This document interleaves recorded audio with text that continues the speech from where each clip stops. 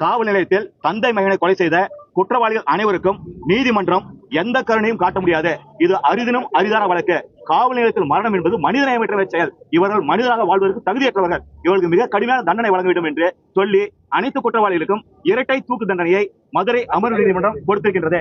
முதலாவது குற்றவாளி இன்ஸ்பெக்டர் ஸ்ரீதருக்கு இரட்டை மரண தண்டனையும் 201வது பிரிவின்படி 7 ஆண்டுகள் சிறை தண்டனையும் 7 ஆண்டுகள் சிறை தண்டனையும் அபராதம் 84,10,000 ரூபாய் அபராதமும் ஆய்வாளர் ஸ்ரீதருக்கு வழங்கியிருக்கின்றது.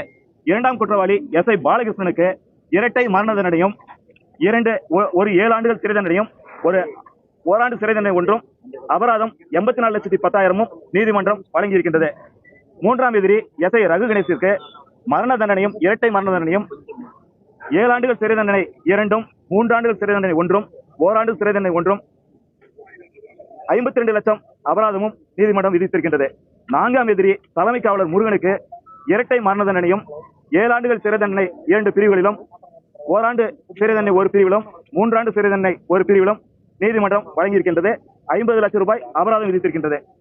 ஐந்தாவது குற்றவாளி சாமிதுரை என்பவருக்கு இரட்டை தூக்கு தண்டனையும் 1 பிரிவின் கீழ் 7 ஆண்டு சிறை தண்டனையும் மற்றொரு பிரிவின் கீழ் ஓராண்டு சிறை தண்டனையும் 2,25,000 அபராதமும் நீதிமன்றம் விதித்திருக்கின்றது. ஆறாவது குற்றவாளி முத்துராஜ் தலைமை காவலருக்கு இரட்டை மரண தண்டனையும் 7 ஆண்டுகள் சிறை தண்டனை 2 பிரிவுகளிலும் 3 ஆண்டுகள் சிறை தண்டனை 1 பிரிவிலும் ஓராண்டு சிறை தண்டனை 1 பிரிவிலும் 32 லட்சம் அபராதமும் நீதிமன்றம் விதித்திருக்கின்றது. 7ஆம் எதிரி காவலர் செல்லதுரைக்கு இரட்டை மரண தண்டனையும் 7 ஆண்டுகள் சிறை தண்டனை 1 பிரிவிலும் ஓராண்டு சிறை தண்டனை 1 பிரிவிலும் நீதிமன்றம் விதித்திருக்கின்றது. 8ஆம் எதிரி தலைமை காவலர் தாமஸ் பிரான்சிஸ் என்பவருக்கு இரட்டை மரண தண்டனையும் 7 ஆண்டுகள் சிறை தண்டனை 1 சட்டப்பிரிவிலும் ஓராண்டு சிறை தண்டனை 1 சட்டப்பிரிவிலும் 3 ஆண்டுகள் சிறை தண்டனை 1 சட்டப்பிரிவிலும் 40,46,000 அபராதமும் நீதிமன்றம் விதித்திருக்கின்றது. 9வது குற்றவாளி காவலர் வெயிலுமுத்து என்பவருக்கு இரட்டை மரண தண்டனையும் 7 ஆண்டுகள் சிறை தண்டனை 1 சட்டப்பிரிவிலும் ஓராண்டு சிறை தண்டனை 1 சட்டப்பிரிவிலும் வழங்கியிருக்கின்றது. மற்றொரு குற்றவாளி பால்துரை இறந்துவிட்டதால் அவருக்கு தண்டனை எதுவும் நீதிமன்றம் வழங்கவில்லை.